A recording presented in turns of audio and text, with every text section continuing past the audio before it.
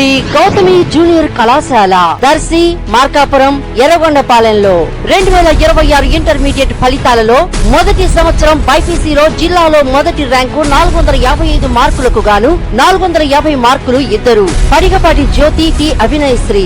ఎంపీసీలో జిల్లా స్థాయిలో 3వ ర్యాంక్ 470 మార్కులకు 463 మార్కులు. AVL Mohan Kumari. EE main, EAPCET, NEET, long term coaching తో పాటు EAMCET, short term exclusive coaching కలదు. అడ్మిషన్లు జరుగుతున్నవి.